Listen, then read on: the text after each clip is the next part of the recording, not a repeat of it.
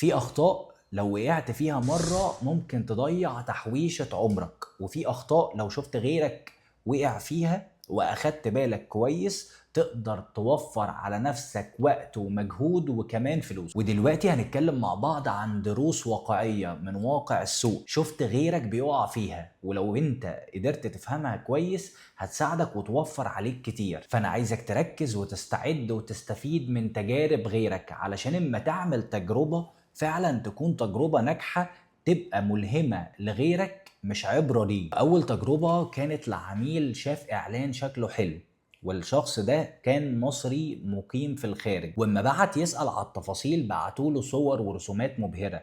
ولكن المطور ده او الشركة دي كانت شركة صغيرة لسه في بدايتها، ويدوب كل اللي معاها اختار تخصيص. ولما المطور ما التزمش، لو جيت تقول لي الشاهد من القصة دي ايه او انا عايز اقول لك ايه، عايز اقول لك اما تيجي تشتري عقار تحت الانشاء اول حاجة هي قوة المطور. لان انت ما بتشتري مع مطور قوي بتبقى مطمن حتى لو السعر اغلى.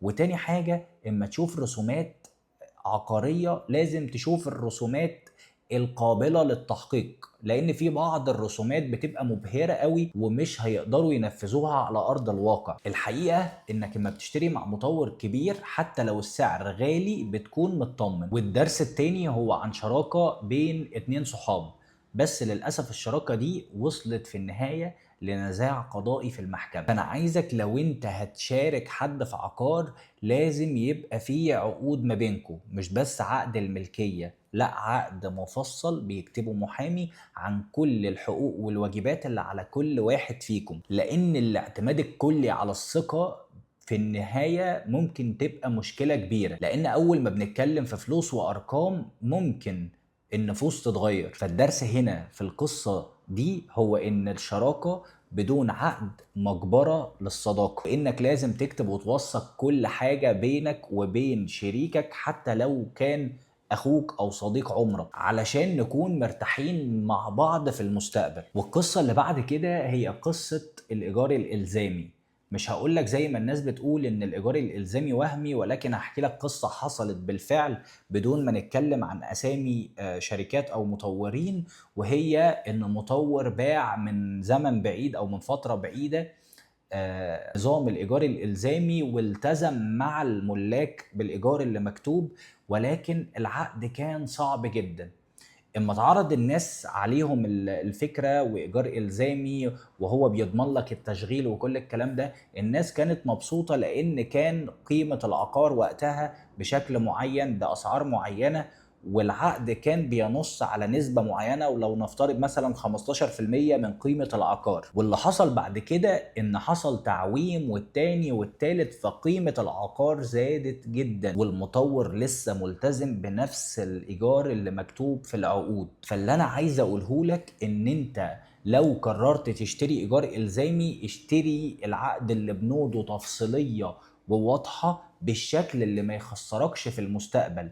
مفيش مانع ان المطور يكسب ولكن احنا كمان نكسب. وطبعا الاخطاء كتير، وهستنى لو حابين تشاركونا باخطائكم في التعليقات تقولوا لي ايه الاخطاء اللي ممكن تكونوا مريتوا بيها علشان ناس تانية تتعلم. ولكن خليني اقول لك اما حللوا الاخطاء بتاعه المستثمرين لقوها متمثله في 3 انواع من الاخطاء. واول نوع هو الاخطاء القانونيه، واتكلمنا عليها لوحدها في فايل كبير، ولكن خليني اقول لك ان انت ممكن تغلط اخطاء قانونيه زي ان انت توقع بدون مراجعه العقد، او تكون معتمد على الثقه بدون ما تبقى البنود واضحه، او زي انك ما تراجعش العقد بتاعك مع محامي متخصص. نوع من الاخطاء هي الاخطاء الماليه. بالشروط اللي بتفرضها عليه الدوله الارض اتسحبت، وبالتالي العميل قعد فترة على ما عرف يوصل لفلوسه اللي كان دافعها. دي باختصار زي انك تحط كل فلوسك في اصل استثماري واحد، او تتجاهل المصاريف الجانبية، او يكون عندك سوء تقدير للعائد المتوقع. وتالت نوع من الاخطاء هي الاخطاء السلوكية،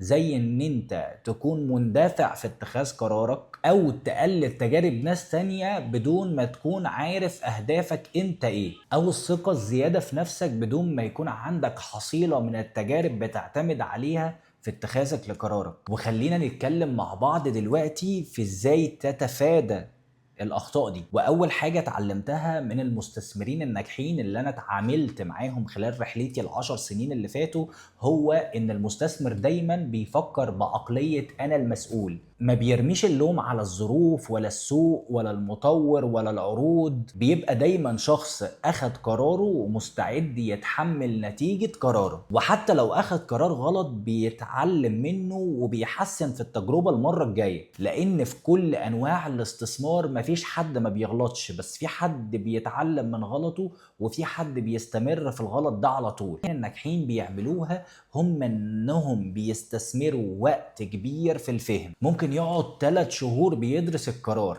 بس ياخد القرار في ساعة واحدة. وتالت حاجة واهم حاجة كل مستثمر عقاري ناجح بيعملها، هو انه فاهم ان كل قرار عقاري بيمر ب3 مراحل. اول مرحلة فيهم هي دراسة السوق، وتاني مرحلة هي تحليل جدوى الشراء، وتالت مرحلة هي المراجعة القانونية والمالية. وما بيشتريش اي عقار من غير ما بيعمل ال3 خطوات. الخلاصة اللي اتكلمنا عليه دلوقتي دي خلاصة تجارب ناس تانية سبقونا فوقعوا في اخطاء، فاحنا النهاردة نقدر نتجنب الاخطاء دي وما نمشيش بعشوائية ونمشي بخطة منظمة علشان نحقق اهدافنا. لانك اما بتتعلم من غلطات غيرك بتتعلم بالطريقة السهلة من غير ما تخسر فلوس. وكمان لو عندك القدرة ان انت تتعاون مع مستشار عقاري فاهم عنده حصيلة من الخبرة والتجارب بتأثر عليك الطريق والمسافات. فانا عايزك تقول لنفسك دلوقتي انا مش هغلط نفس الغلطات وهكون واعي وهاخد قرارات تعلمني ازاي احقق استثمار ناجح. وقبل ما نخلص الفيديو خليني اقول لك كلمتين مهمين جدا. اولا اللي انت شفته دلوقتي ده جزء من كورس كامل اسمه العقارات لغير العقاريين. الكورس معمول مخصوص علشانك، علشان لو كنت عايز تاخد الخطوة الجاية بوعي او كنت لسه في البداية وما عندكش اي معلومة وعايز تستثمر في العقارات. ولو دي اول مرة تشوفني ما تنساش تعمل لايك وفولو والحاجات اللي من النوع ده علشان نتابع مع بعض وتشوفني تاني. وكمان تشارك المعلومة دي مع اكتر حد محتاجها، علشان نجاح الكورس ده هو ان يشوفوا اكبر عدد من الناس. وده لو مهتمين ان هم يمتلكوا عقار قريب سواء بغرض السكن او الاستثمار. وكمان علشان تستفيد من الكورس ده اكبر استفادة بنصحك انك تشوف الفيديوهات من الاول وبالترتيب، لان كل جزء فيه بيكمل الجزء اللي قبله ومعمول بتسلسل يخليك تطلع افضل نسخة منك بتمتلك وعي عقاري حقيقي. الكورس مجاني بالكامل، وده لان هدفه من البداية هو المنفعة العامة للجميع، واني اشاركك سنين من الخبرة وخلاصة تجارب حقيقية مش مجرد كلام نظري. لكن الادوات والاستراتيجيات اللي موجودة في الكورس ساعدتني وساعدت عملاء كتير ان هم يحققوا اهدافهم العقارية. فاهم نصيحة ممكن اقولها لك دلوقتي هي ان المعلومات لوحدها مش كفاية، والتنفيذ والتجربة العملية وانك تبدأ تاخد خطوة بنفسك دي اهم حاجة دلوقتي. وده لان الفرق الحقيقي في القدرة على التنفيذ وازاي تجرب المعلومة وتطبقها بنفسك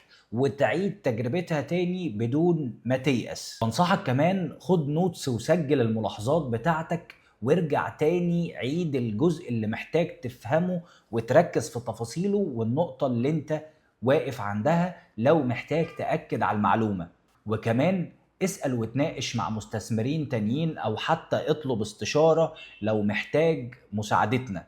واخيرا شارك اللي استفدته في كومنت وشارك المعلومة دي مع غيرك لو محتاج ان هو يسمعها. وخليك عارف ان معلومة واحدة ممكن تغير حياتك ومستقبلك بالكامل لو فهمتها صح. انا اسمي احمد سراج وده جزء من رحلتك في العقارات لغير العقاريين، ومستنيك في الجزء الجاي من الكورس علشان نكمل مع بعض الرحلة اللي تساعدك تطلع منك افضل نسخة لمستثمر عقاري ناجح وعارف هو بيعمل ايه.